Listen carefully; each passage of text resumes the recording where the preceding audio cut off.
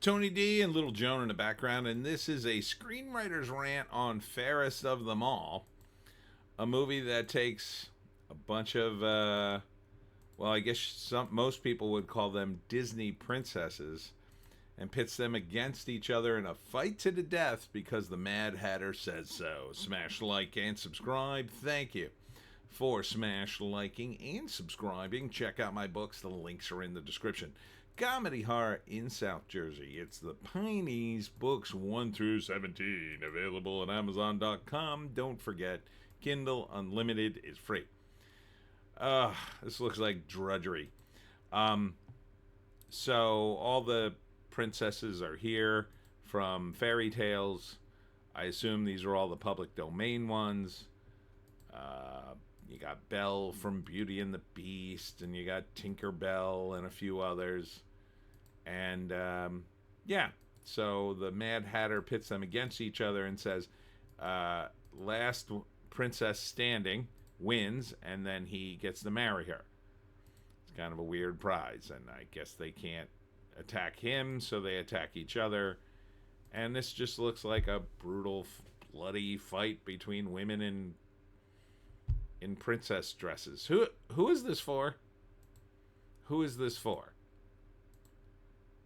Fight or die, no one survives. I don't understand who this is for. Okay? It's not for kids, obviously. You could say, well, it's for older kids who saw the Disney princesses. Well, that would be mostly women. And women mostly don't like horror movies, for the most part. Horror tends not to be in the wheelhouse of, I'm going to say, better than 50% of the female audience. They go usually on dates as young women because it's a bit of a thrill, right? And you go and you get scared and your boyfriend comforts you. That's how it works. But it's the guy who picks the horror movie. And so I don't think a lot of women are going to pick this horror movie. And I don't even see, I mean, where are they fighting? A warehouse full of graffiti? What kind of movie is this? Low budget, I would say it screams low budget to me. Here's the Mad Hatter. I think he kills the first princess. I think there's only 6 at his dinner table. I don't know, this just looks bloody and stupid. First act, I guess he kidnaps them all from their various low-budget places and brings them to the modern day? Or our world, maybe? Tells them they all got to kill each other, and the winner gets to marry him. So they fight each other. It looks like in the trailer they're fighting each other, so I think some of them kill each other. And then at some point, they turn the tables on him and kill him. Maybe the last 2. I don't know. Who cares? Who would see this? Who is this for? I don't understand who this is for. I don't think this appeals to guys. These women are nice looking enough, but they're not like, if you had them on bikinis, guys would be like, oh yeah, let's go see that, hon. It just looks bloody and stupid. I think it's just going to go direct at, we used to say back in the day, it's a rental. These days we say it goes right to streaming. This couldn't go to streaming fast enough. I can't imagine this getting a release. So, who's it for? I don't know. Teenagers, at best. Like a handful of teenagers might watch this because, they have an adult relative saying, oh, when you were a little kid, you used to watch Ariel and used to watch Belle and Beauty of the Beast. I'm too old for that now, Mom.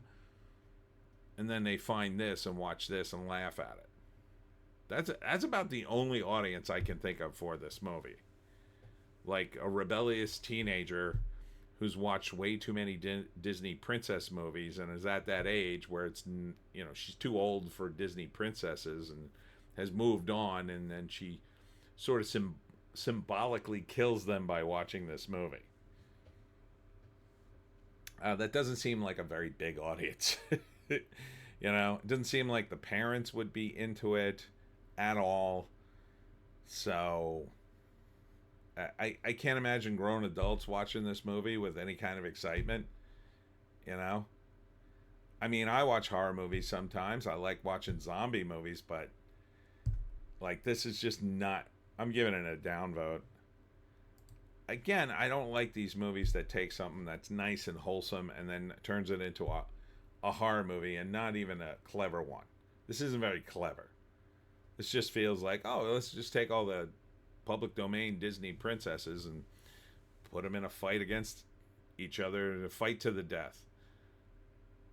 That's not really their characters. I mean, you could put them in a situation where they have to get out, but that wouldn't be a horror movie. It would be more of a, I don't know, fantasy adventure thing where they turn the tables on the guy. I mean, maybe at the end they turn the tables on the Mad Hatter and kill him, and then the other ones come back to life or something. But the trailer seems unusually brutal for this sort of IP to be jammed in here.